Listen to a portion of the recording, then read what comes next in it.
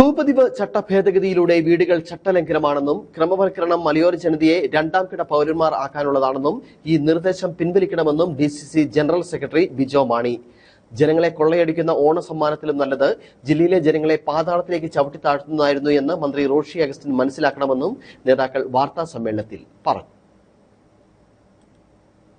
മലയോര ജനതയെ രണ്ടാം കിട പൗരന്മാരാക്കുന്ന തരത്തിലുള്ള ചട്ടഭേദഗതിയാണ് LDF സർക്കാർ നടപ്പിലാക്കുന്നത്. അപേക്ഷ ഫീസും മുദ്രപത്രത്തിന്റെ വിലയും അടിച്ച് ക്രമവൽക്കരിക്കാനാണ് സർക്കാർ ആവശ്യപ്പെടുന്നത്. റിസോർട്ട് നിർമ്മാണത്തിന് നിരോധന ഉത്തരവ് നൽകിയതിനെതിരെ 2016 ഒക്ടോബറിൽ നൽകിയ കേസുകളിൽ സർക്കാരിനു വേണ്ടി ഹാജരായ CPI നേതാവായ additional advocate general Ranjith Thampan 1964 നിയമപ്രകാരമുള്ള പട്ടയഭൂമിയിൽ കൃഷി ചെയ്യുന്നതിനും വീട് നിർമ്മാണത്തിനും മാത്രമാണ് അനുമതി ഉള്ളതെന്നും അല്ലാതെയുള്ള നിർമ്മാണങ്ങൾ നിയമവിരുദ്ധമാണെന്നും നിലപാട് സ്വീകരിച്ചു. സർക്കാരിന്റെ ഈ വാദം അംഗീകരിച്ചാണ് പട്ടയ വ്യവസ്ഥ ലംഘിച്ചുള്ള നിർമ്മാണം പാടില്ലെന്ന് കോടതി പറഞ്ഞത്. ഈ കോടതി വിധിയെ തുടർന്നാണ് ഭൂപതിവ് നിയമം ലംഘിച്ചുള്ള നിർമ്മാണം പാടില്ലെന്ന ഉത്തരവ് ഒന്നാം പിണറായി സർക്കാർ ഇറക്കിയത്. ഇതിനെ തുടർന്നാണ് ജില്ലയിലെ ഭൂപ്രശ്നങ്ങൾ സങ്കീർണമാകുന്നത്. സ്വന്തം സർക്കാരിന്റെ വീഴ്ച കൊണ്ട് ഉണ്ടായ പ്രശ്നങ്ങൾ കോടതി ഉത്തരവിന്റെ പേരിലാക്കി രക്ഷപ്പെടാനാണ് CPM ജില്ലാ സെക്രട്ടറി അടക്കമുള്ള എല്ലാ ഇടതു നേതാക്കളുടെയും നീക്കം.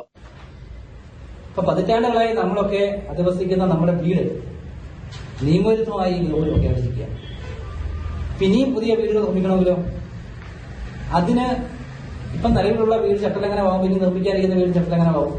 അപ്പൊ അതിനും ഇതുപോലെ തന്നെ നമ്മൾ അപേക്ഷ കൊടുത്ത് ഗവൺമെന്റ് പറയുന്ന ഫീസ് അടച്ച് മുദ്രപത്രത്തിന്റെ വില അയച്ച് നമ്മൾ നിർമ്മിക്കണം.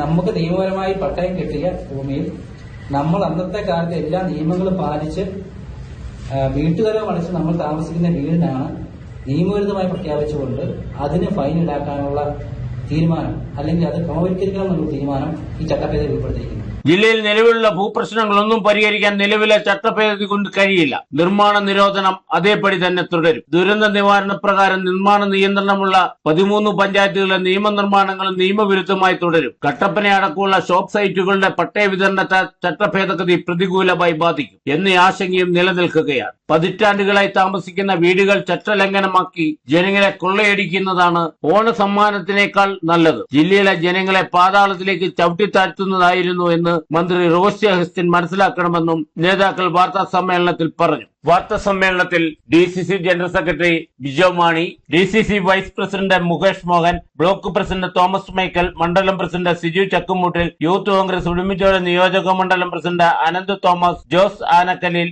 ലിജോ പേരാലിങ്കൽ, കുര്യാക്കോസ് കാനാട്ട് എന്നിവരും പങ്കെടുത്തു. Idukki vision news, Kattappana.